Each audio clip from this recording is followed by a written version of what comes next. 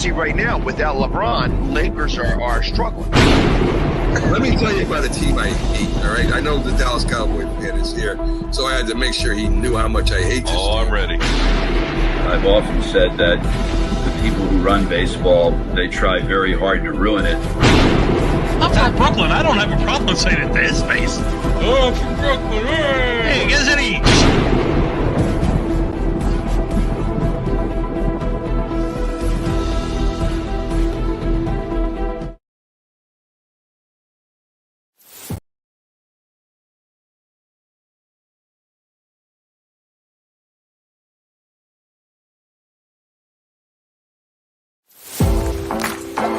What are we talking about?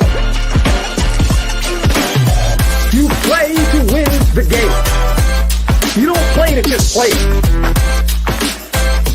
Come after me! I'm the man! I'm for you! Can't wait! Let's go!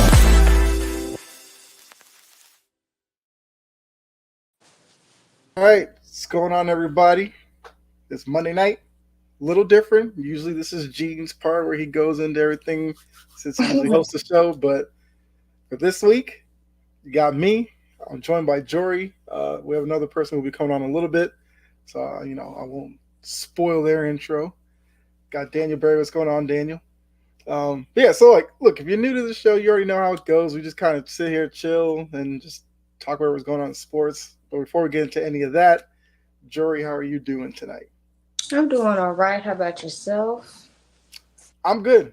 I mean, weekend was a little rough, but I'm good. I'm good. Look, everybody knows that my mood kind of goes with the Patriots season. Yeah. As Gene says, it's been getting a little bit, I guess, more tempered as the season's gone on. I feel like it's not, but I guess that's a running joke on here. And it was another rough week for my team, but we don't need to talk about that. Who you tell? Look, I guess I'll start with my topic, and then we'll kind of just kick off the show that way. So for me, I wanted to talk about James Harden. The trade was made with the Clippers. I wasn't a fan of it, but then again, I'm not really a fan of anything associated with James Harden. So it's been really tough for me to feel happy for him or feel like he's going to do anything special. What's going on, Steven? But we've seen so far, it's been a few games with the Clippers. Haven't won a game yet with them. Wonder why. Then again, he had to have the reins taken off. He's the system. So I guess we have to blame him for all this. Mm-hmm. What do you realistically think is the best case, worst case scenario for the Clippers with the man, the system, James Harden? Best case, they'll sneak into the playoffs. Worst case, they'll fall completely off the bandwagon because it's like they're not built. Now that you add like a James Harden to kind of like mess up the chemistry, which what he's done. And there's 4 ball-dominant players, and there's only one basketball. So that's going to be an issue. I'm like the worst case scenario. Yeah, they won't be playoff content. They won't be in the playoffs at all because James Harden, when you need him most, he goes ghost. I mean, I definitely agree with that. I also think that broadcaster going in on him was perfect. That was hilarious. That's basically how I felt about James Harden. And, I feel like a lot of NBA media people seem to have this hope that eventually he gets a ring or that he still has that Rockets Harden in him somewhere. I don't know why people think that about him. He's already shown it in LA. Defensively, he's terrible. He lacks attention to what's around him. I feel like if you're going up against the Clippers, if you just pass the ball around enough on offense, whoever is kind of around James Harden will come free, and you get either a layup at the rim or a wide open three because he has some of the worst positioning on defense I've seen. Mm-hmm. And now, unfortunately, I think like Westbrook has been kind of getting used to doing that defensively as well at times. So I just wonder how long before it all implodes and like Ty Lue gets upset. Will we get some like PG Harden type fighting, or I don't know, because it has to be hard to be a teammate of James Harden. I couldn't do it. I couldn't do it. I don't know. Yeah, because it had been me, I would have been punched him in his face a long time ago. But it's I don't think this is gonna work for much longer, if we're gonna be completely honest. Because it's like, okay, so my vision for this team to work is like they messed up when they acquired him and just inserted him into the lineup. That's literally where they messed up at. Mm-hmm. You've messed up the chemistry. Now you're like 1-6 in your last 1-5 in your last 6 games. You're not winning. Mm-hmm. So eventually, it's gonna get the whole message of we gotta let players be themselves. It's gonna get old and it's gonna implode. As far as the losing continues, I'll give it another week before we hear about an incident coming out of LA. Another week or two. I mean, a week or two. Okay, I was saying maybe like Thanksgiving might hear something, which I guess it might be a week or two. So I'm kind of there with you. I guess to answer my own question though, best case scenario is probably, I don't know, second round of the playoffs. They're lucky. I people say best case might be Western Conference Finals. I don't think that's possible at this point. They messed up their chemistry and bringing in a guy who seems to be pretty selfish and has quick mentality in him. And that's the thing. It's a liability. Like, you don't need a liability come playoff time. Yes, I definitely agree with that. See, got Coach in here. What's up? Steven said Clippers would be very lucky to get either 6th or 8th seed in the playoffs. I mean, that's not like a bold prediction, because if you look at the West right now, they are looking up at a lot of teams. Some of them are surprise teams. So I think with the Clippers, they got to hope like teams like Minnesota kind of fall off from their hot start. Houston comes back down to earth. They better hope the Lakers don't get started. Yeah, because they're last in the division right now. So they're looking up at Sacramento, Golden State, the Suns, and the Lakers. And I don't know how much better it's really going to get for them. Unless those teams in front of them, like the Suns, if the whole Bradley Beal thing, like his back has him in and out of the lineup and they're just never healthy, maybe they could bank on that. For the Lakers, they'd have to bank on, I guess, LeBron missing more games than normal, AD getting hurt. But if everything kind of stays the course, Clippers are probably the worst team in the division. Minus Memphis without Ja. Even though Memphis without Ja beat this Clippers team, which should tell you something. True. Memphis has been struggling. And I had a question about this Clippers team, kind of like a feed-off question. Like, what did you think the Clippers need to do to kind of somewhat be mildly successful with Harden? I mean, at this point, they're going to have to make another move. Unfortunately, I don't know what that looks like. Who are they willing to give up? There was guys who were untouchable in the Harden deal. Would they be willing to part with a Powell or a Man? I don't even know if that helps them if they do that. And I don't even know who they should target. Like, if I'm them, do you target a point guard? But how's Harden going to deal with that? Because Harden thinks he's the guy to run point. In that Grizzlies game, the one play I saw that told me everything I needed to know. He had the ball in the wing, dribbling, decided to wipe his shoes off like he's about to do something, took a step back three and airballed it. I saw that, and it made me laugh because I can't stand Harden for that very same play. That's what he's become now, and it's not a play you can rely on. So how many times is Kawhi going to be standing there hoping to get the ball to see a shot like that before he kind of just throws his hand up and goes, "Yeah, I'm going to sit out the next 2 games. I'm good."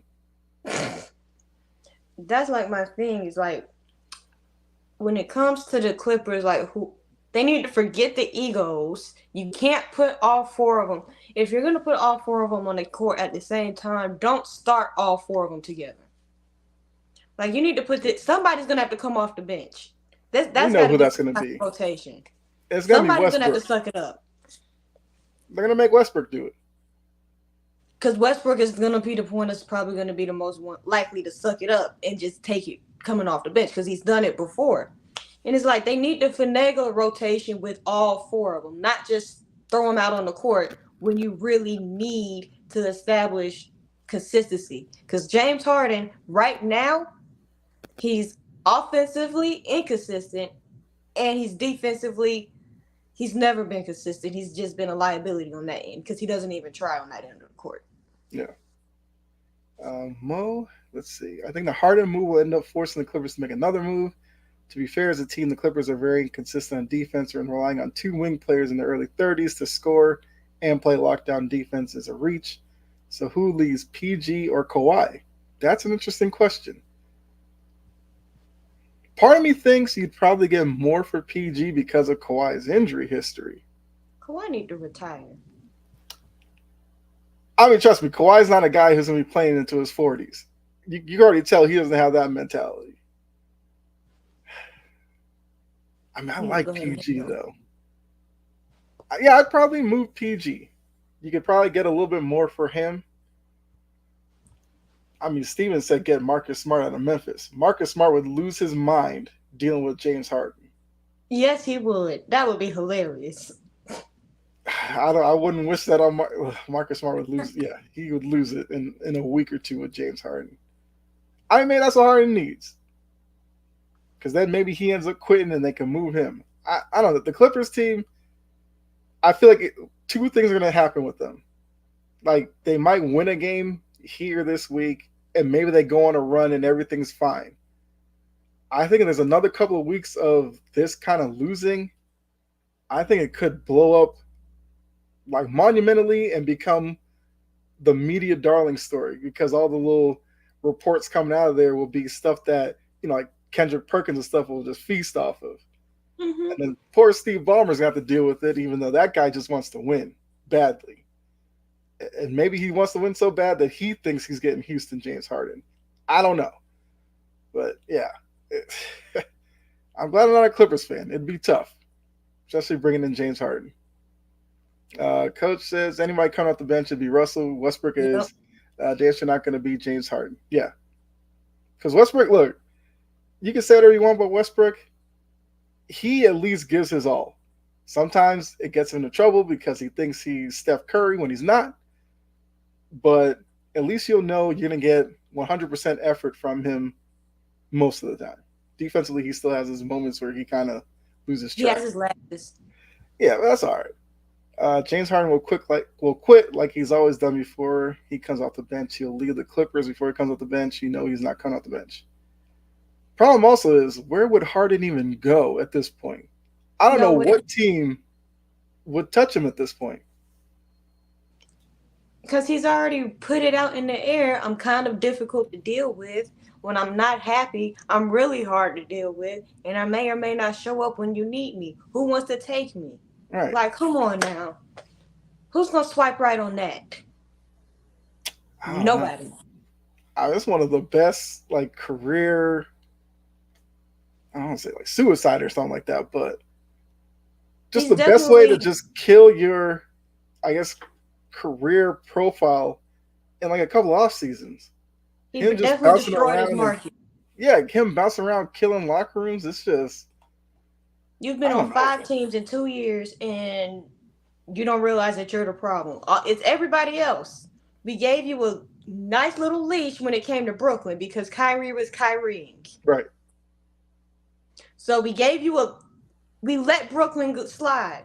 But everywhere else, it's been who? Harden. Mm-hmm. And he doesn't understand that. He's just delusional and thinks that if I say it's somebody else's fault, everybody will believe it. We're not stupid. At some point, like the broadcaster says, you are the problem. Right. So if this doesn't work out in LA, there is no market for. I have a bet that I'll bet you that there is no market for Harden at this point.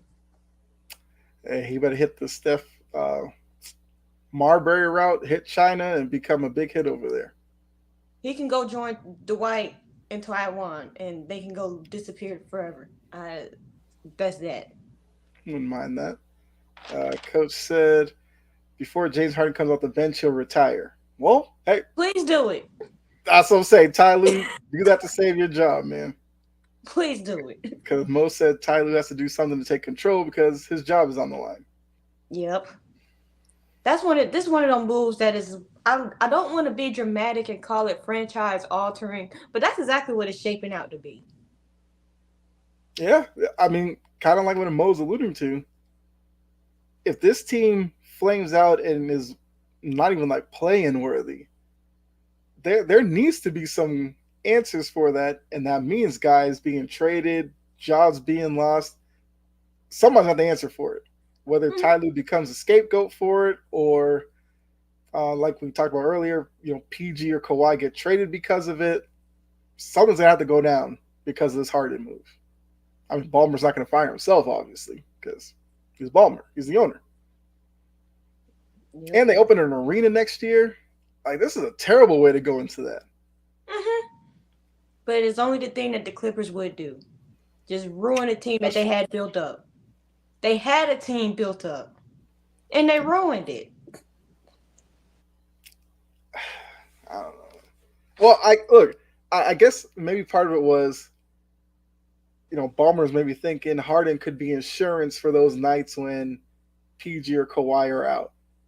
Because then that's one less person that Harden has to worry about getting the ball to. So he could be a little bit more selfish. It's just, once again, there's going to be some night when Kawhi or PG won't play, and we might get some mystery illness from Harden so that he doesn't play either. Because I fully believe Harden is in the business of whatever is the easiest way for him to get a ring, that's what he's about. Because like you said, when he went to Brooklyn, in his mind, he had, KD, Kyrie, who could do all the work. He could be a little productive, and they'd have been fine because he thought that's the way that was going to be. But then, like you said, Kyrie did his stuff, and Harden realized if Kyrie's going to be a part-time player, then I have to do more. Nah, I'm not doing that. So I need to get out. He goes to Philly. He has the MVP with him. They have Tucker, Tobias Harris, Maxey, all these guys. And what happened? When it came down to it, game 6 and 7 against Boston, Harden checked out. He moved on from there because he realized that was probably the best he could do there. He goes to the Clippers. Looks 10 times better without him. I'm like, what? Yeah, absolutely. I mean, as a Celtics fan, I might actually be worried about the Sixers this year because Harden isn't there. Might be. Not saying I am. Might be. But he goes to the Clippers. He's like, PG, Kawhi, Westbrook. I could just, fit in, do my thing, and we'll be good. And now they're struggling, and something's going to come out sooner or later, about Harden being unhappy or lied to or something.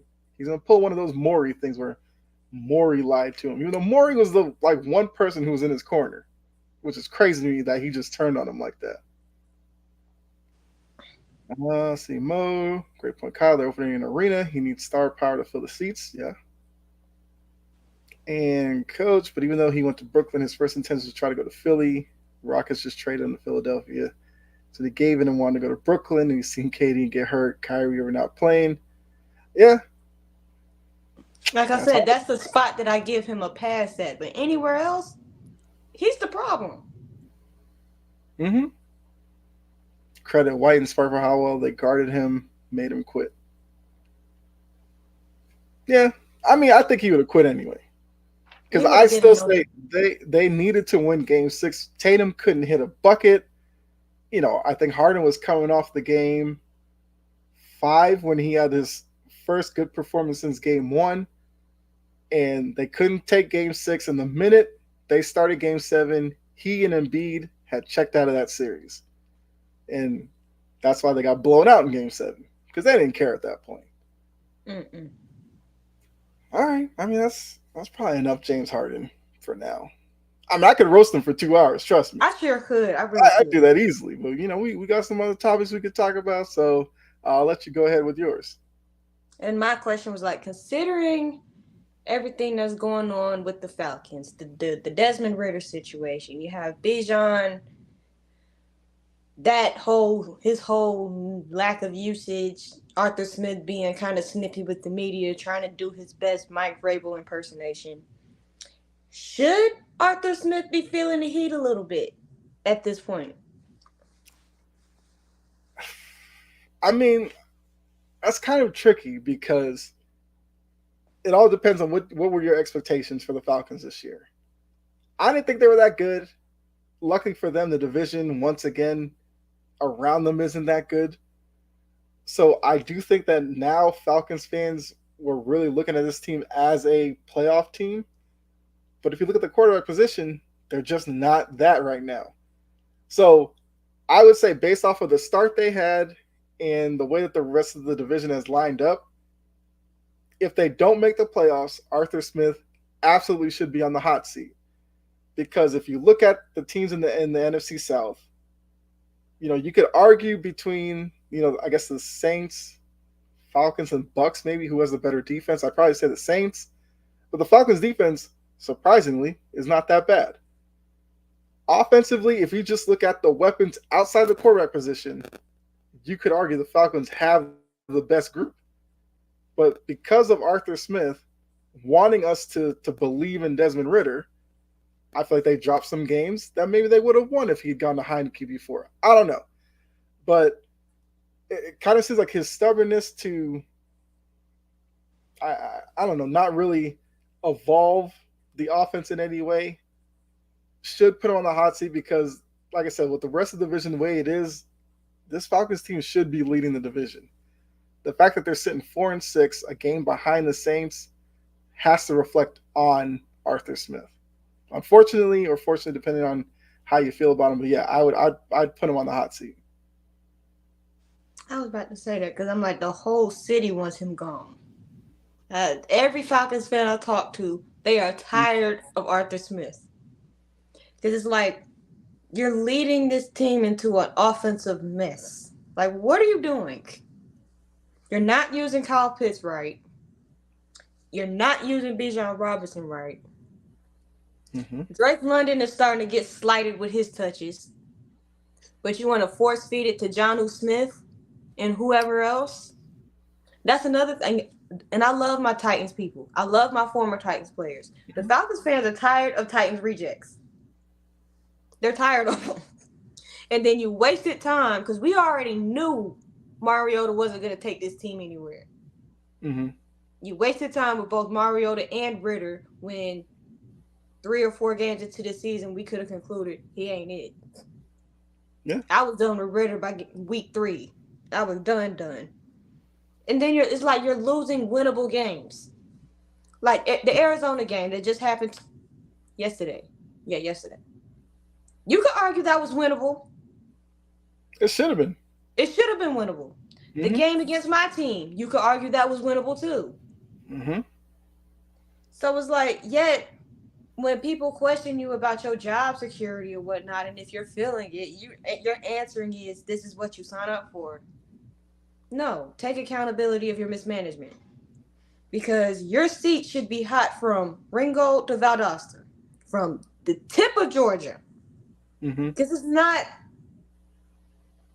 they hired you because you're an offensive genius. Because you took a Titans team offense to a number 1 seed in the AFC. You did that. And now you're leading this team into an offensive mess. I think he's done. Well, not to that point, but pretty much he's still in his own fate. I mean, you did bring up a good point with the Mariota part because, yeah, he stuck with Mariota way too long. Last season, I remember watching Falcons games and saying, you drafted Ridder, you might as well throw him out there because that Falcons team last season wasn't going anywhere. But for some reason, Arthur Smith was trying to compete with a group that wasn't competing. And then, like you said, you could say he's doing the same thing this year. He stuck with Ridder when Ridder was having terrible games early in the season, but he tried to make it seem like just give Ridder time. He's figuring it out. Then Ridder had like 2 games back to back when he played kind of decent. And I felt like Arthur Smith felt like right, and I felt like Arthur Smith felt like vindicated for sticking with him, and then he just turned around and became the Ridder that most of us know he is. So yeah, I don't know. Arthur Smith is trying to come across as a guy who's like done a lot in this league when he hasn't. Like he doesn't have, the cachet of like Vrabel or Tomlin or Belichick or something like that. But it seems like in Arthur Smith's mind, he is one of those guys. So he need to cut that mustache right on off. Because I know exactly where he got that from. Hey, look. You just want to be a wannabe, a lookalike. Like, I saw the Falcons-Titans game. I'm like, am I looking at the same coach? Like, what is this here? Well, I mean, that's the problem with some of these coordinators, though. A lot of them try to be the coach that they served under. I mean, look, a lot of the Belichick disciples have run into the same problem. McDaniels tried to be Belichick in Denver and I think Vegas, whatever. Doesn't work for him because he's not the same guy. So it obviously comes across that Arthur Smith is trying to be Vrabel when he's not that guy. I don't know why these coordinators do it. Like, be your own coach. Yeah, you can take some things from him, but you don't have to steal everything from him. Like Gregor says, be who you are. Like, it doesn't make any sense. From the mustache to the vest. I'm like, come on now. Yeah. Well, I mean, look, it is the Falcons. They have a history of doing kind of head-scratching things. Because even if they fired Arthur Smith, I would be worried about who they would hire after him. Me too. Because it's not like you're going to go get. They would probably give Josh McDaniels a try. This city will riot. It probably would, but it'd be a Falcons type of move. And I'd love to see it. Good old Atlanta sports. I can respect it. The Falcons fans, I will give them this. Out of the Atlanta sports fan bases, they are the most loyal. Braves fans sure aren't. I was about to say, I was about to backtrack on that one, but Braves fans, probably now, yes, because they're the best team in town. But there was a lot of years, like especially when I first came down here. Yeah, they weren't showing up to Turner Field. They could care less about the Braves. All right. Jim Harbaugh would be, yes, that would be an Atlanta move too. That sure would be. Harbaugh has some things to do with in Michigan, but I could see that.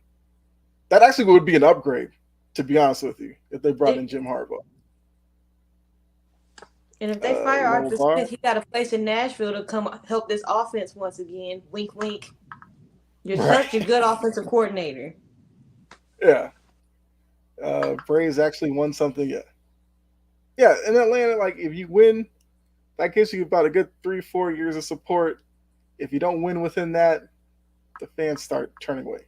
Especially with Georgia still being as dominant as they are. That's where a lot of like Atlanta fans turn to when the Hawks or whatever aren't good. They just go, oh, we'll just watch the Bulldogs. Yeah, that's exactly why the Bulldogs fan base has grown in the past 5 years. Like 6 years ago, y'all were not this deep. Mm-hmm. Like 6 years ago, I would roll around in neighborhoods and I'd see Alabama flags everywhere. Mm-hmm. Now, no. Yep. Just bandwagoners. Yeah, that is Atlanta in a nutshell. Yes. So I guess kind of keeping it with the NFL theme, because I was seeing this kind of on social media. It seems like every time the spoiler alert, Hawks won't be winning anything. Hey, if you want me to roast the Hawks, I could do that for 2 hours too. They look pretty good right now. I could still roast them. I know. I can look Trae Young. I mean, we could literally go into a Trae Young diatribe here. As long as Trae Young is the best player on the Hawks, they will win nothing. Absolutely nothing. DeJounte Murray is a better fit to run Atlanta than Trae Young. Unfortunately, Trae Young is the bigger name, and that carries weight down in Atlanta. The fact that Trae Young gets commercials makes him popular to Atlanta fans, because if Atlanta's always one of those cities that likes to cry about their team's not getting any respect nationally. Because they don't earn it. If they have a player that does, that's what they latch on to. Like the 1 year that the Falcons earned it in 2016, what happened? 28-3. Yeah, they had poor Arthur Blank coming out from the box ready to celebrate. I was like, Arthur, go back upstairs, man. What you doing? And as soon as that happened, what happened? Yeah. And they treated Matt Ryan like trash. And then I thought it was hilarious. A couple of weeks ago, they did a little tribute to Matt Ryan when he was in the booth with Fox. I was like, the hypocrites in this fan base, they couldn't stand Matt Ryan. But now they're they called him Noodle Arm. Like, what? They called him Matty Fluff. They called him a whole bunch of other stuff. Noodle Arm, Matt, whatever. They didn't like Matt Ryan. Not at all. They because I remember that's when Vic had his legal stuff, and a lot of the fan base was like, "Oh, we'll just wait for Vic to get out of jail." I'm like, what? What team is going to do that? Like, I thought it was one of the dumbest arguments I heard from people. Oh, just wait for him. Okay, and you tell me what coach is going to survive waiting around for a guy to get out of jail to come back and be your quarterback? Coaches, don't get me started. I'm assuming that's about Trey Young. Yes. Pretty sure the Hawks were rolling to that ref injured Young. I mean, Greg, I know that you believe Gregory is kind of a Trey Young fan, I think. But where was I going? Oh, yeah, I was going to talk about the NFL again. So I've been seeing this around kind of social media. It seems to happen whenever the Jaguars, lose a game against a good team. People always going to go with, is Trevor Lawrence your guy? I don't know why there's so much attention on Trevor Lawrence necessarily. Like, he's still a young player. Yes, he's won some big games. He's lost some. But that's like a lot of these quarterbacks. I can say that about Josh Allen. I could say it for Dak Prescott. I mean, Dak Prescott loses a lot more than Trevor Lawrence, but it's kind of the way of the NFL. Like, the fact that he lost to the Niners, okay, I'm not going to sit here and kill him for it. The Niners lost 3 in a row. Yeah, and we know they weren't going to lose 4 in a row. That was a tough game for him. But it seems like everybody wants to prove those who think Trevor Lawrence is the next it guy wrong. And then the ones that just hate on him for whatever reason, who love to just pop up out of the ground when they lose games like this. So I guess the question would be, how do you view Trevor Lawrence right now? Like, do you think he could be a future top 5 guy? Is he a future MVP type player? Or do you think he's overhyped? I think he's kind of overhyped. They've been overhyping Trevor Lawrence since I got so sick and tired of Trevor Lawrence when he came out. Mm-hmm. One, he's in my division. I'm gonna get sick and tired of hearing about him. I will admit he's above average. He's above average. I wouldn't give him elite just yet. Okay. But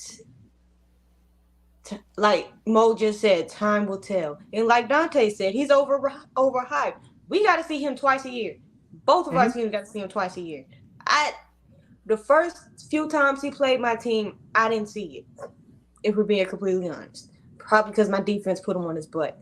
Now, the next 2 times, I'm not trying to talk ahead of myself and talk my team into getting its absolute rears kicked, because my team is not a very good team right now.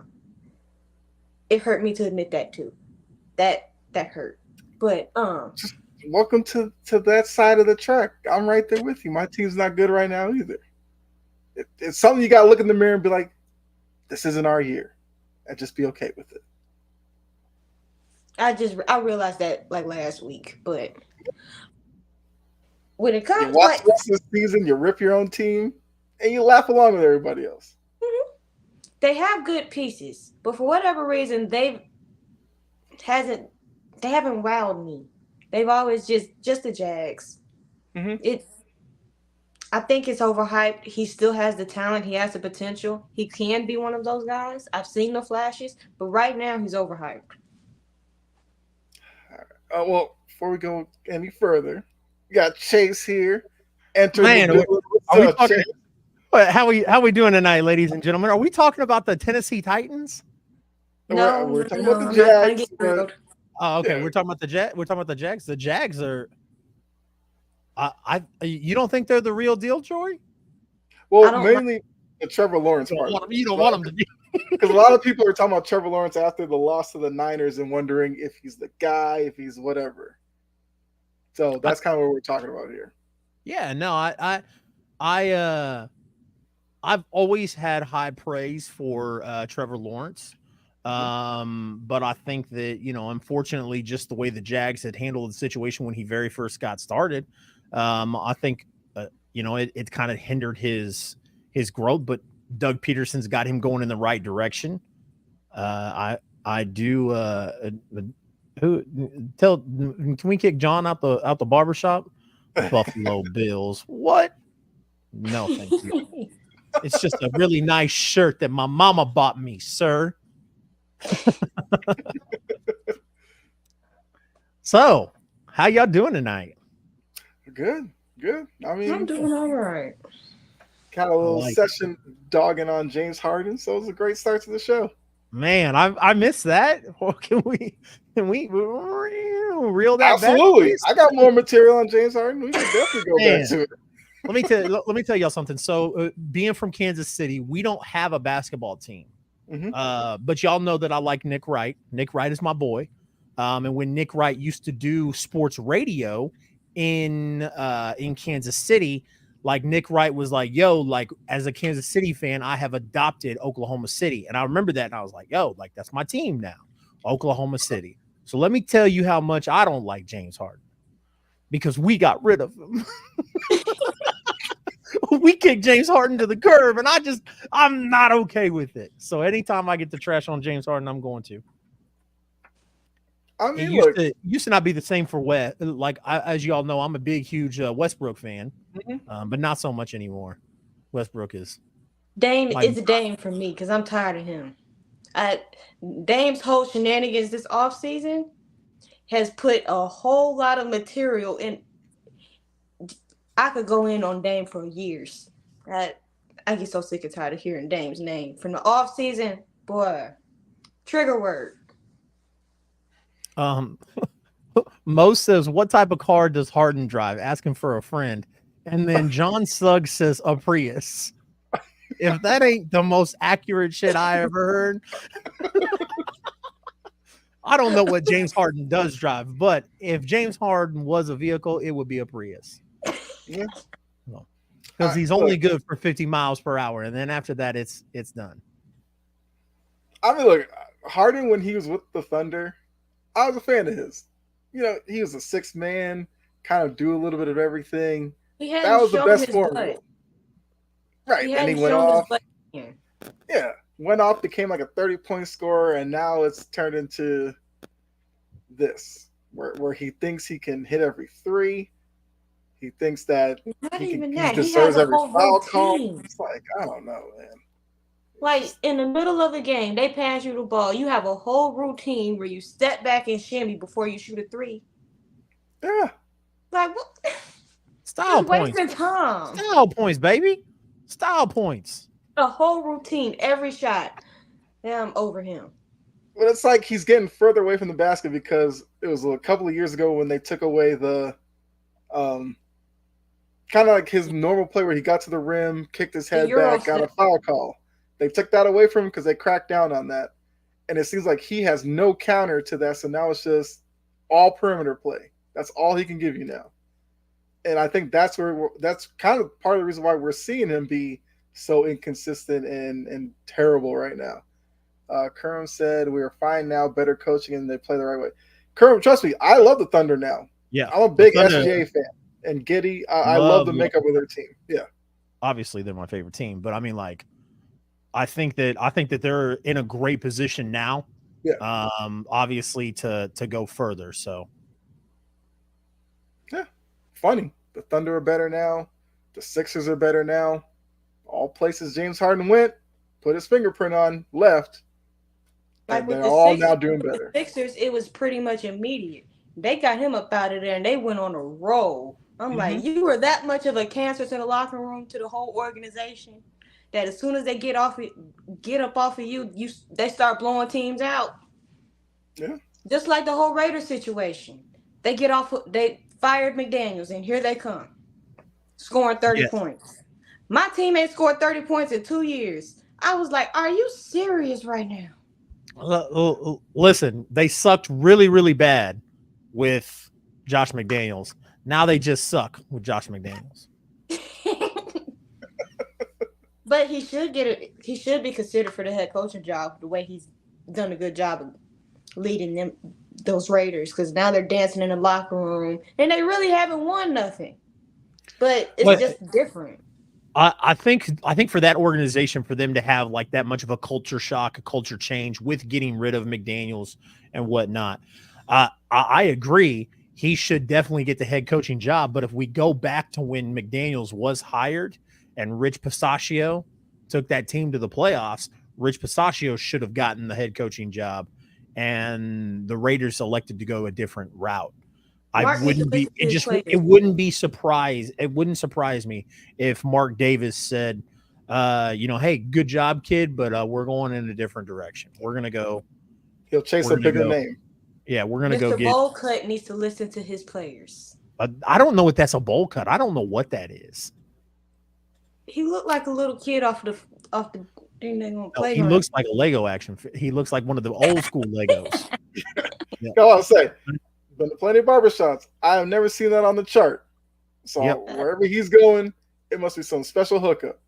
Listen, if I walk into because I need to go see my barber, as you all can see, I need to go visit my barber ASAP. But if I walked into my barber and said, "Yo, let me get that Mark Davis," he'd say, "Out." I'll go out of business before I start cutting hair like that. I love it, man. Anytime I get to dump on the Raiders, man, I love it. Let's do this.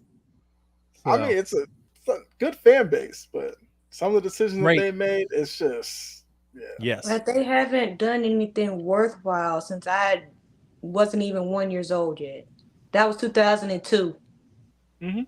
I think they could have had a really good the year that Derek Carr, I think it was 2016. Derek Carr was in the running for MVP, and then he broke his leg. He broke his back, wasn't it, or was it his leg? I'm thinking it was his leg. It probably was. I remember the Chicago defender like landing on him and him like folding up like a pancake, and like something got hurt. And I think Joey's right. I think it was his leg. Yep. And like I said, he was in contention for MVP that year. And they were the number one seed in the AFC, not number one seed. They were atop the division is what I mean.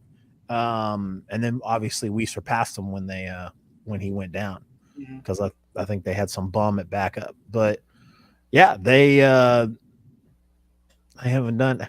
Jory, you said you were how old? I'm 22. Oh my God, bro.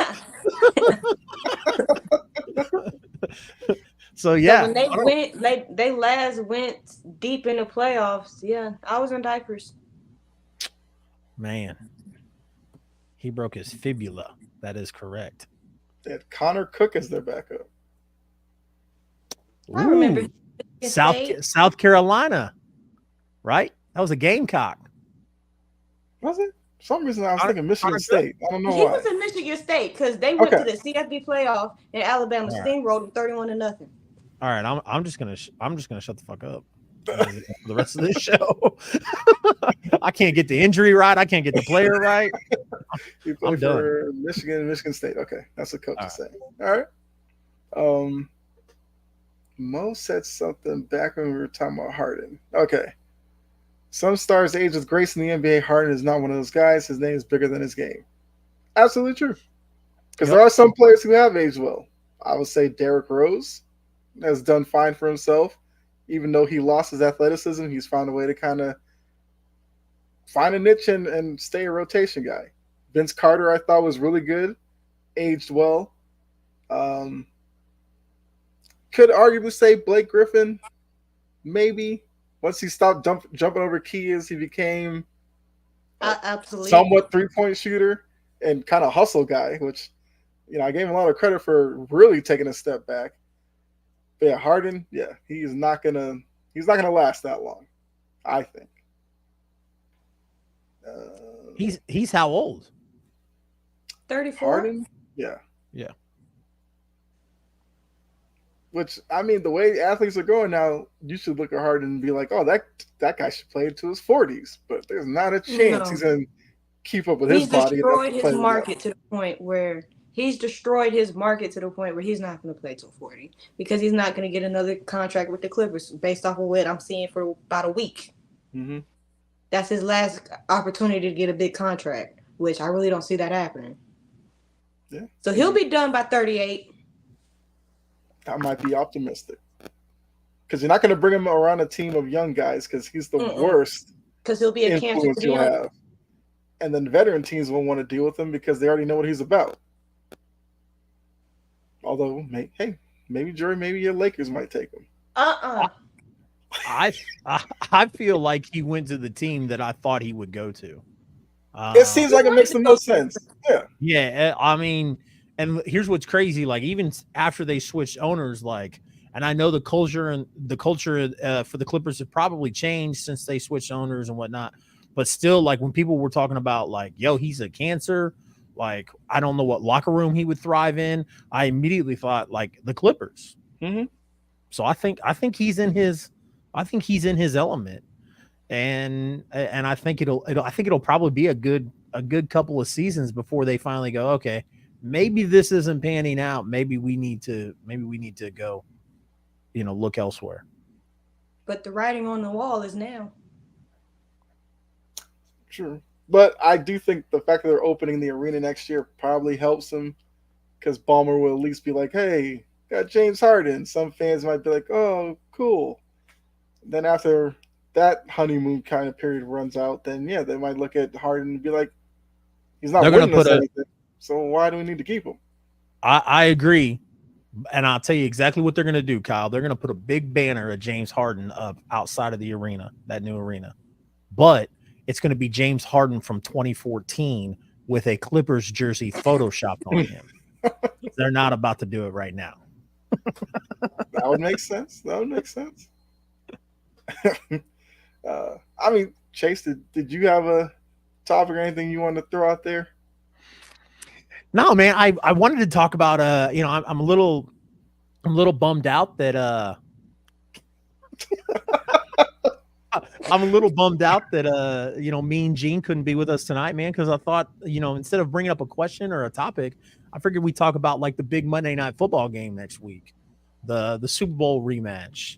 Gonna be here in Kansas City, and I saw a meme, and that's why it made me think of like Gene and Philadelphia fans. It said that Kansas City was going to use new grass. On we're not putting new grass down, but there's going to be new grass on the field. So, like I said, I just wanted to kind of get y'all's thoughts about that. What the two best teams, arguably, right? Mm-hmm. Best team in the NFC and the best team in the AFC going head to head next Monday night. Who y'all got? This is a hard one because both of their offenses really haven't been clicking on all 6 cylinders like I've seen. Like, especially with the Chiefs in their wide receiver room, that is scary. Not scary good, just scary to look at. And then you have the Eagles, who they have a new OC, and is becoming a little bit of a on and off type of. They don't look like Philly of last year. They're not winning pretty. They are winning more grimy type, gritty games. It's closer, and Philly has more injuries, I believe, than the Chiefs. So I wouldn't be surprised if the Chiefs won this game. I also wouldn't be surprised if Philly did what Philly has done all season, which is figure out a way to win. I mean, yeah, I'm kind of right there with Jory. It's like it's tough to really look at these two and really know what you're going to get, because I keep saying, Kansas City, they'll figure it out, and they have been doing that to their credit. A lot of people talked about what they don't have at the wide receiver position, but they're winning. So I do think Kelsey. Well, I mean, that's what you should do. It's whether or not other teams can figure that out and, blanket coverage on them and force Mahomes to go somewhere else. So far, nobody's really forced them to do that. And then with the Eagles, I've been saying for like 3 weeks now, it's got to click at some point, and it just hasn't. I would probably lean Eagles right now, but if you ask this again next week, I may lean Kansas City. But for right now, I would say the Eagles because I do think the Eagles are a slightly better team, and I'm only going to use that as my reason that they will find a way to pull it out eventually. At some point in the fourth quarter, they'll take a lead and be able to hold on to it. So I would go with the Eagles right now. They both stop beating AJ too. You said give him Kansas City by 6. I'm so sick of talking about damn Taylor Swift. Man. Y'all want to get me started on that? Because I'm like, what? Quit showing Taylor Swift. I can't even listen. I can't go by a day at work without listening to a song with Taylor Swift. I can't watch a football game without looking at Taylor Swift. Like, make it stop. Like, cut this foolishness out. Jory sounds legit upset. I heard her voice cracking there for a second. I was like, we were going to have a moment. No, man. I'll be honest with you. I'm like, I thought that the Chiefs' offense would click, would find a way to figure it out, right? Just because that's what Mahomes has done. That was the argument last year. Was he has nobody. He has no number one wide receiver. They got rid of Tyreek Hill. He's not going to win. And then they found a way to do it. Obviously with some rough spots and some learning or some learning issues. But they found a way to do it. This year it still looks worse than it did last year. Mm-hmm. I mean, like Mahomes, the reason why these no-name wide receivers get a lot of recognition with Mahomes, Albert Wilson, Junior Hemingway, etc. The reason why that happened was because Mahomes puts the ball on the money, and they can't pull it in this year. The defense has been the saving grace of this team, which is completely, yeah. I mean, I expect, like for the past 2 seasons, Kansas City's defense hasn't been up to par. Well, they've been good, but they haven't been this good. Yeah, they were like an opportunistic defense. Yes. Yeah. I mean, which you look at it and you think, okay, like it should be that way. You got one of the highest paid safeties in Eric Reed.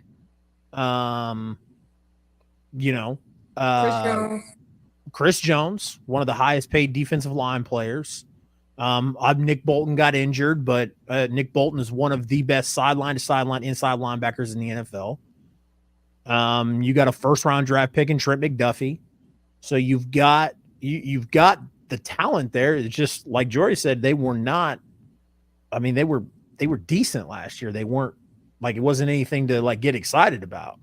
That was my thing. Like if you took the Chiefs against the number one offense, it was going to be a close game, and it was going to be a scary game, right? This year it's a little bit of a different thing. I don't know, man. I at home in Arrowhead Monday night, both teams are coming off of a bye. I usually have the stat in front of me of like Andy Reid's astronomical record coming off the bye, but I don't know, man. I'm not excited about this game. So worries me just a little bit. Understandable. Because Philly's defense can definitely get to Mahomes, and they could stop all of that. But the one thing about Philly's defense I do have concerns about is their secondary. I know they took my safety, and for the record, I would like for teams to stop using my team as a damn talent farm. That is not that's not gonna fly anymore. Well, maybe if y'all did something with the talent. That's also true. Yeah. Derrick Henry should have been a Chief a long time ago. Don't start.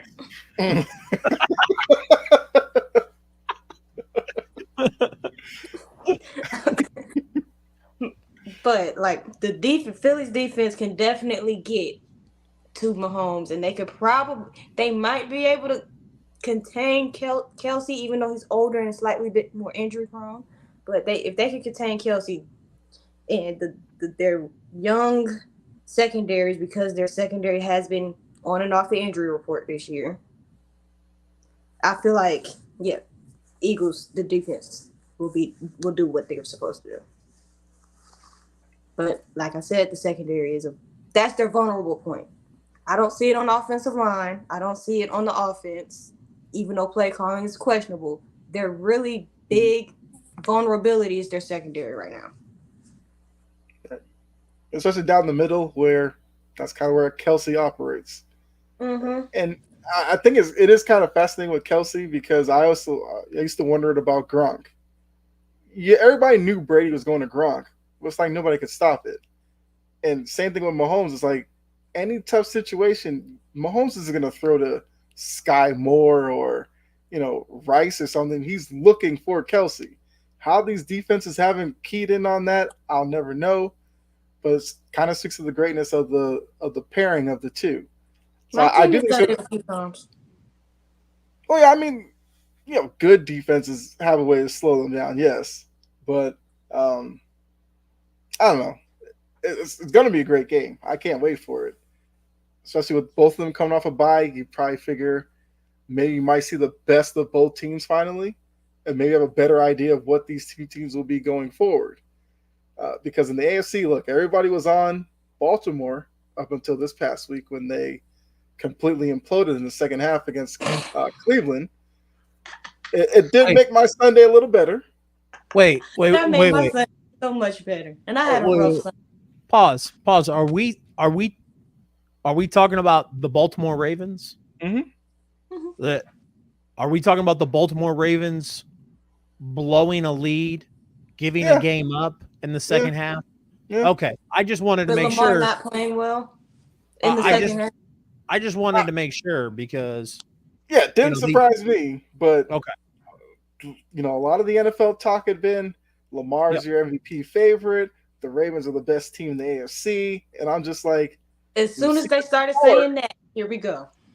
We saw this a couple years ago. Ravens are one of those teams that if they're being good, you don't say anything about them, because the second you say, "Oh, the Ravens are looking really nice," they just do Ravens things. Yeah, I mean, like I said, a lot of people talk about Lamar MVP. They're saying Ravens are a title contender. They're the best team in the AFC. I wonder what they're going to say now with the way that they looked. Once again, like you said, Chase, there's been several games this year where the Ravens have looked great in the first half, and then the second half looked like they don't even know what football is. So the fact that they had that lead over a division rival in Cleveland, and Lamar had one completion in the second half. All the questions about Cleveland's offense, and they allowed that team to come back and win that game late. I don't understand why people buy in to Baltimore so soon. Yeah, and Saijan brings up a great point. It is a division game, so it's not a huge surprise. I get that. But let's go back to last year. The Miami game. Remember, it was Baltimore who made Miami look like the number one seed, because they let Miami come back on a 30-point differential. Mm-hmm. I mean, you know what I mean? Like this.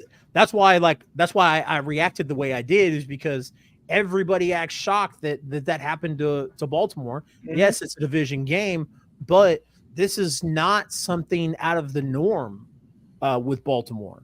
Like I said, we saw it last year, and I'm not blaming Lamar Jackson. I love Lamar Jackson. I think Lamar Jackson is MVP worthy.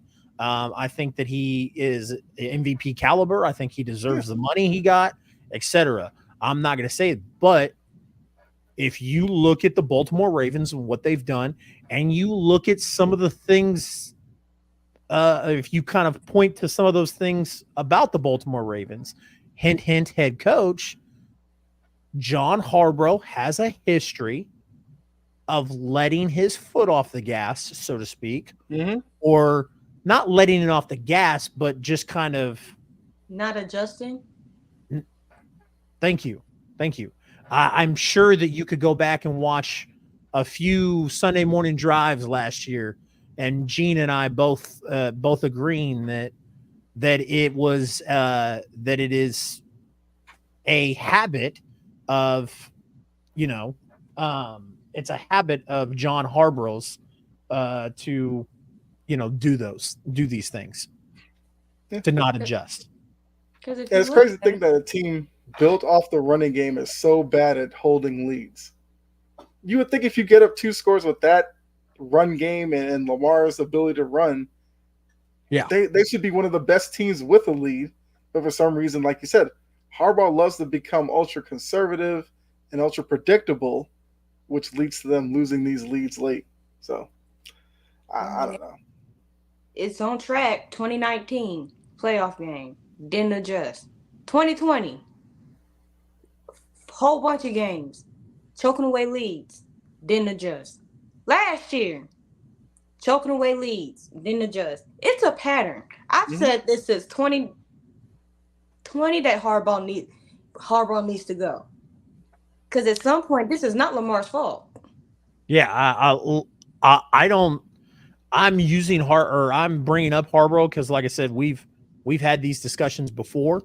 I don't necessarily know if getting rid of John Harborough is the right call. But I think there it is there is something going on with the Baltimore Ravens organization that because I just feel like every year we're sitting here going, oh, this is the year. This is the year. This is the year Lamar proves the doubters wrong. This is the year that, et cetera. And then Joy brought up a great point. They went and played the Tennessee Titans in 2020, and I remember that one. yeah, I remember that one because I was like, I was scared to face them. I was like, we beat them earlier in that year, but I was like, yo, like Lamar's on this MVP run, like he just won MVP. I think if the Chiefs have to go to Baltimore, I don't like our chances. Luckily for me, Tennessee beat them, and Tennessee came to Kansas City. So And didn't play well. no, of course not. They had just knocked off Tom Brady in his last game as a Patriot, and then beat the crap out of Baltimore. Yep. And then turn around and play flat. I'm like, nah, all right. Story of your fandom, George. Got Bruce in here. Bruce says he feels like Lamar is the best quarterback of all in the NFL as he's got the big arm and has accuracy. That's a little questionable. And speed with his feet. Don't so like why that. did we lose? I say because the coach is bad and not smart. First of all, that's not the right form of the word lose. That's loose, not lose. I understand. It was bothering me. Okay. I saw it. I saw you. I already knew. Look. So there you go, Bruce. Not only are you wrong about Lamar being the best quarterback in the NFL, you're wrong because you spelt lose as loose. So that's the last time your comment gets brought up, Bruce. I'm just messing with Bruce. Yeah. Look, I'm a homer, obviously. So I think that Bruce has a lot of great points about Lamar. Yeah. But, no, Bruce, you're good. You're good, Bruce. Yeah, you're good, Bruce. Yeah, he put his it was just that one thing. That was just. Yeah. I mean, I think part of it with Lamar is like they pushed out Greg Roman, and they told us that there's going to be this new great offense now. It's spreading it out. Lamar's going to show everything. If you look at it, he still targets Mark Andrews all the time, and he still runs a lot. So it's the literal same offense. He just brought in a new guy to call the same plays. And add Zay Flowers. Right. And Zay Flowers will have one game where he gets like 6-7 catches, like 80, 90 yards, and then he'll have a game where it's like 4 catches, 30 yards. I mean, it's until you change kind of the mentality of Lamar, this is what you're going to get. He loves to throw over the middle because that's easy to him. Outside the numbers is still a challenge for him. And I get it. It's a tough throw, but it's kind of a throw you have to make if you're an MVP level quarterback. And until he can consistently do that, I just think Baltimore's going to continue to fall short. Now it may turn into like playoff wise. It might depend on the matchup.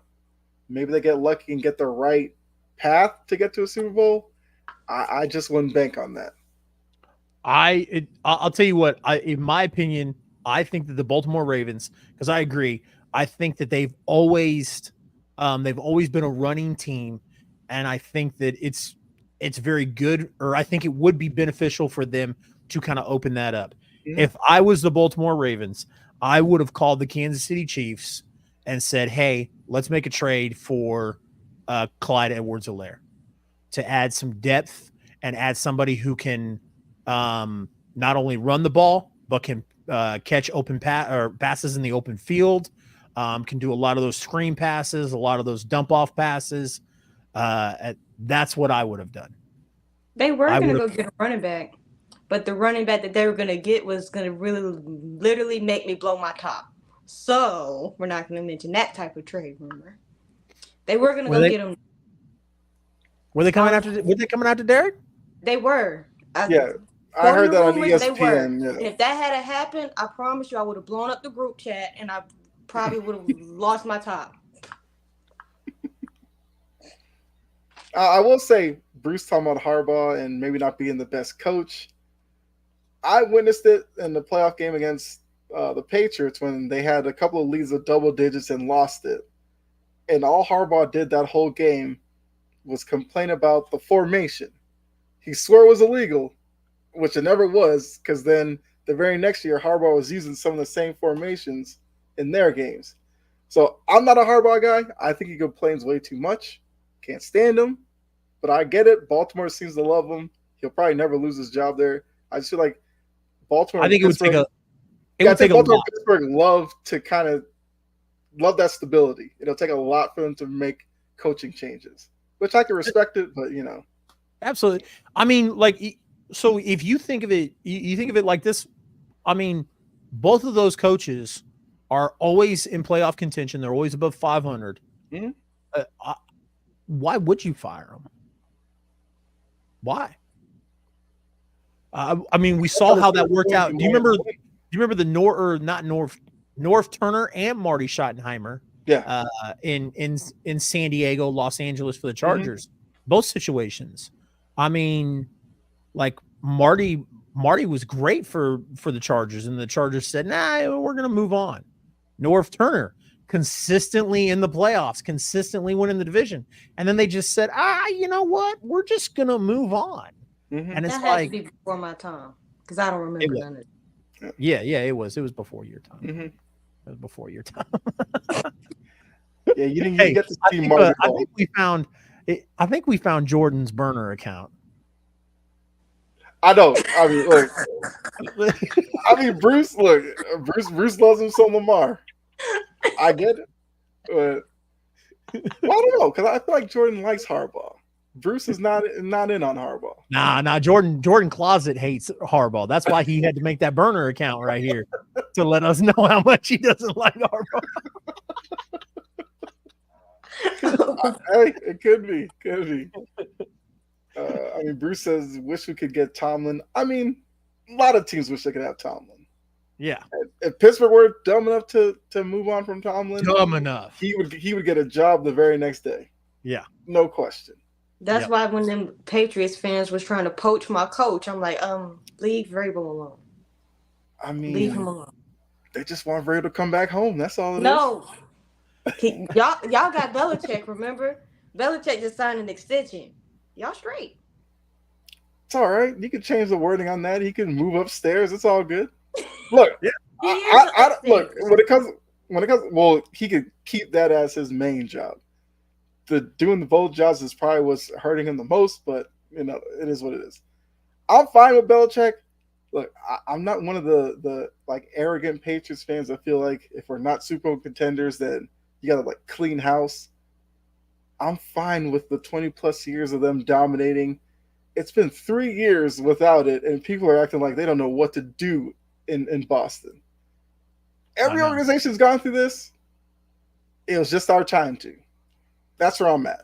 So I can watch it and be like, hey, DeMario Douglas is a young guy. I like him. Let's build a future with him. Mac Jones, we'll see. I'm a Mac guy, but look, I get it if they move on from him. I understand because I do think Mac would do better in probably a smaller market. To be honest with you, I just think coming after Tom Brady was never going to be a winning situation for Mac Jones. He was never going to win that battle. So the guy after Mac Jones may have a better time with it because now that person's just going to be looked at as, can you be better than Mac Jones? That's a little easier than can you be as good as Tom Brady? Yeah. Like it's everybody thought that, oh, you know, the Crafts and Belichick and everybody found this diamond in the rough, you know, in the 6th round. And that everybody thought they were going to do it again. Like, oh, that's cool. Tom can leave town. Belichick is just going to pick another, you know, small, scrawny Caucasian kid to come in and turn him into the next Tom Brady. And it's like, no, that's not how that works, guys. But, you know, it's hopeful. I also understood why Brady left. It was 20 plus years in the same situation, and Brady just wanted to move on. Yeah, I was fine with that. Some Patriots fans lost their mind when Brady left. Yeah, it happens. It's a business. Yeah. You remember when Brett Favre left? Yeah, and he went to Minnesota. Like first he went to the Jets. Oh, that's why the Jets were first. Yeah. You remember that, Jory? Was that in like 04? Or was it 07? You got to leave, Jory. You've got to leave. I was born in 2001. So you can't really blame me. It was I think it was 2008. Yeah, it was 2008. I was close. Yeah. You were. I'm just messing with you, Jory. 01. So that's greatest show on turf that time.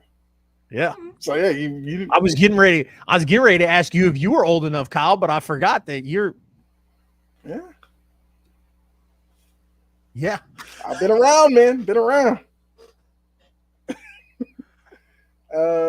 Let's see. John said the coach needs to be fired as Brandon Staley. We all agree with that. Oh yeah. Bruce has something here. Will you please say who you feel are the top 5 quarterbacks today? He put Lamar. We saw that coming. Mahomes, Stroud, Herbert, and then Allen.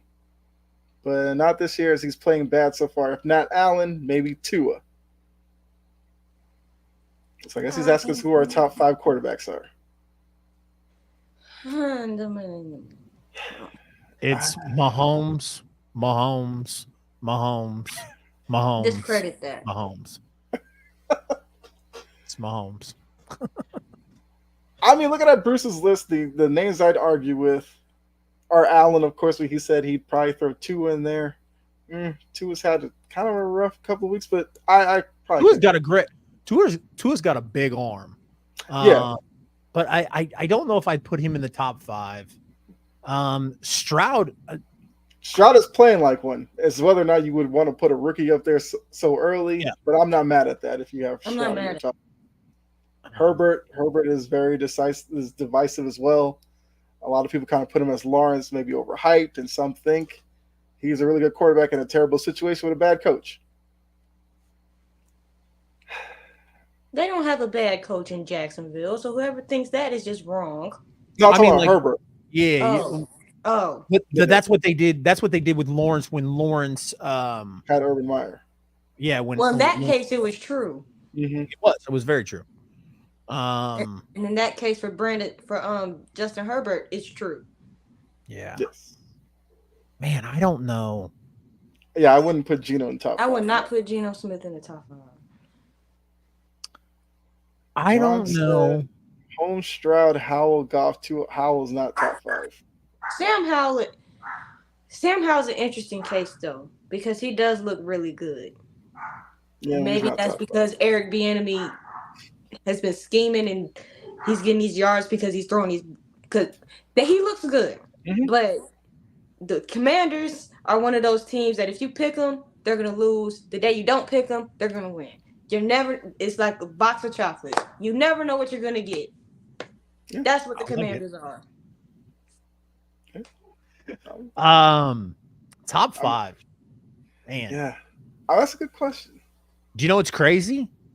We kind of did this in the off season a little bit, like on the fresh part of the off season, maybe in the playoffs. I can't remember when we did it, but a lot of people had a consistent name in the top 5, and I haven't seen one person bring him up, and that's Joe Burrow.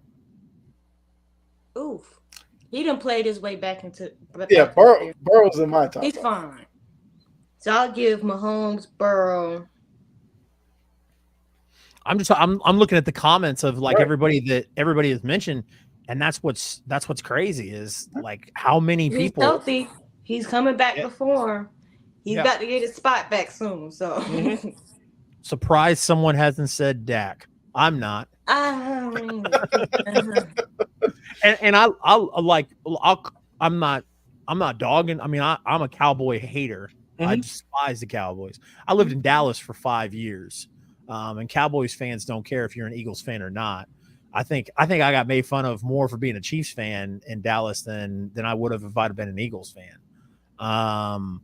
But I don't hate Dak. I think Dak is very talented. I wouldn't put him anywhere near my top 5.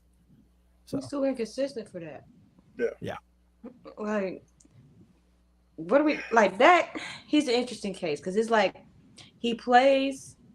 He's not an interesting case. He's average. I'm gonna just put it at that. But the helmet he has on plays into it. Right now, he's playing very well, but it's not guaranteed that when they need him to play well, he's going to play well. Right. Because we've seen it multiple times.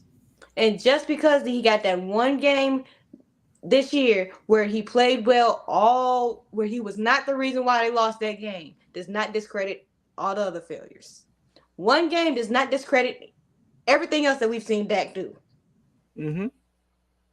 So he's inconsistent, and the words top 5 and Dak don't need to be nowhere near each other. Agree. John also said no one going to put Purdy. No. Thank you, Jory. I was good. I was a little. He's played his way out of that one. Yeah. Well, I don't know what you all would expect from Mr. Irrelevant. I mean, look, for being a Mr. Irrelevant, he's far. I guess outdone. What you would think for a guy. Yeah, you mean for being Mr. Irrelevant, he got really lucky to be in a great system. Mm-hmm. Sure. With a great minded head coach in Kyle Shanahan, even though Kyle Shanahan gets in his own way. But yes, that's neither here nor there. Agreed. He's still good offensive mind though. He's still good offensive mind. 20 what was that? 28 328. When all he had to do was run the goddamn ball. Like, really? You decided to make Matt Ryan into Tom Brady, and where did that end you? Wow. Yeah. I still watch that Super Bowl every once in a while. That hurt. I was a Falcons fan then. Well, I was halfway a Falcons fan then. I was at my daddy's house. I'm like, are they seriously doing this right now? When it was 20-3, I was just sitting there watching the game like, I'll watch to the end and then whatever. Good for the Falcons. And then they started making that run, and I was like, okay, they might actually do this. And then once it got to overtime, I knew there wasn't a chance in the world the Falcons were going to win that. He had took me home in the middle of the collapse. I tell you, that car was full of cuss words. I promise you. I bet, yeah. Look, Falcons fans are waiting for that day. That's what they're waiting for, and that seemed like their best chance. They seemed like the unstoppable team. I think at that point, a lot of people were kind of looking at it as the end of New England, so they thought it was just the perfect timing. And the way the first half went, it looked like it was going to be a blowout, like a 45-10 type of game, which would not have been great for me. But, Atlanta probably would have celebrated it for like 2 weeks and then moved on to, I don't know, piggyback Bulldogs football. That's what they would have moved on to. John also says, is it sad I put Goff ahead of Allen? I don't think it's sad. It's not sad. I don't think it's sad at all. I don't agree with it. I think Allen is so when we talk about top 5 quarterbacks, like we've got to include everything that it entails to be a quarterback. Mhm. Josh Allen is a freak athlete, and he's got a big arm, and he's a great quarterback. But again, I look at personnel more than I do the players, just because that's how I've always been. I'd rather blame old white men for people's struggles than to blame young athletes, and that's what I do. Sean McDermott, love him. He's a great defensive minded coach. Another coach from the tree of Andy Reid, that went on to become a head coach as a defensive minded coach, and can't, for whatever reason, can't get it done. So is Josh Allen throwing them arm punts into the other team? Those are the coaching staff's fault? Whoa. Calm down. Brett Favre threw a lot of interceptions, Jory. You wouldn't know that because you was in diapers, young lady. I think Josh Allen wants to be Brett Favre too bad. That's one of the biggest things I have with Brett Favre, is just that he would drop back, and then something would click in his head and just be like, I'm just gonna throw this downfield and let's see what happens. And you're just like, you don't need to do that. I say that with Josh Allen. Buffalo is good enough that you don't need to do that and kill drives just throwing jump balls downfield, hoping, Diggs or Davis or somebody finds a way to just get it. Like, take what the defense gives you. If you have to go on a 10-play drive, fine. You should be able to do that. But he always seems like he wants to do like 2-3 quick plays down the field, touchdown, and get off the field. And I don't understand it. Chris brings up a good point. He says, how many years does it take to build an O-line and running game? Buffalo's allergic to the running game. Well, there's that. I don't understand it. I've said that for years. If they gave Allen a legit running back to turn and hand the ball to, you'd see a better version of him. But they're just like, hey, you can continue to be our best running back. As a wrecking ball. So it works for them until it don't. And then you got to turned up Stephon Diggs throwing a tantrum on the sideline because they're losing. Yeah. Chris says Peyton built an O-line in an offseason. Reed fixed an O-line in an offseason. McDermott has had years. Again, like, if I can name all of the coaches that have came from not the Kansas City, but the Andy Reid coaching tree. Mm-hmm.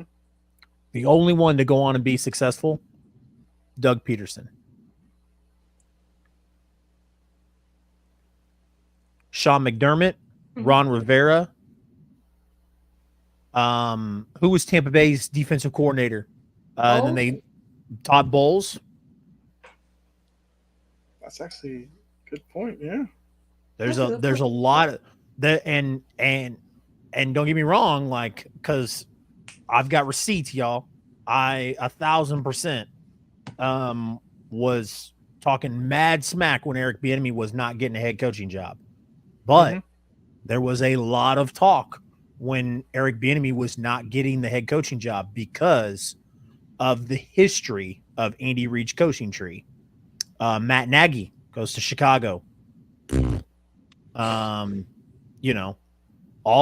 these coordinators that leave and that are from the Andy Reid coaching tree. That's John Harbaugh is under it. So John Harbaugh's a different story, but I mean, like, I could keep naming. I've got 7 or 8 that had non-successful NFL careers. And the biggest thing that I look at is the defensive-minded ones. The defensive-minded coaches that left Andy Reid's coaching tree that went on to not do so well. Rivera does have a Super Bowl appearance, so I apologize. John Harbaugh, Ron Rivera. Mm-hmm. But and then obviously, like I said, Doug Peterson. But yeah. Steve Spagnuolo. Yeah. Not a point. He's a good defensive coordinator. Yeah, He's a great defensive coordinator. I mean, they were all good. They were all good to great defensive coordinators, obviously. Great defensive minded head coaches. My question off of that, like this is why, like when y'all ask me for my questions, like I can't ever think of anything to like ask or question. I always get my questions like in mid conversation. Yeah, that's fine. The wheels start turning, right? So if those defensive minded head coaches don't pan out very well, is that because they weren't made to be head coaches, or is it just proof that this is an offensive driven league? I mean, it's actually a good question because we have like 4 minutes to go, so we probably end with this one. I do think it's kind of a product of the era of football because I'm telling you right now, the 2018 Kansas City Chiefs or the 2018 Los Angeles Rams, I think that they would have a high chance of smoking the 2000 Baltimore Ravens.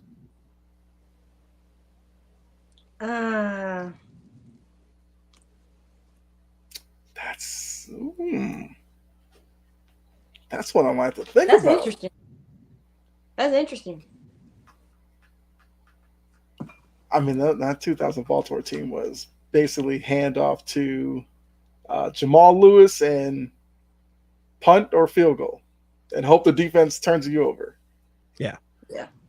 Because I mean, like we're talking about teams that scored 50 points, right, in a game. You think Trent Diffler is going to be able to keep up with those guys?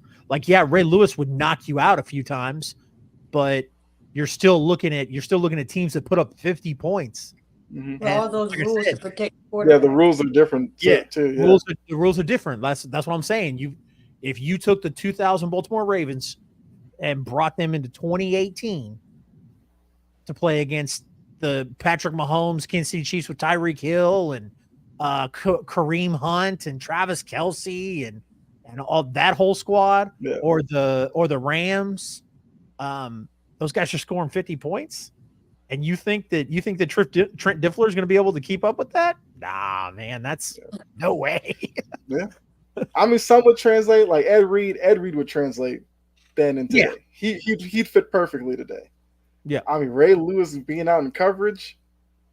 Yeah, I don't know if you want to see that all game. Yeah, exactly. That's actually a really good question.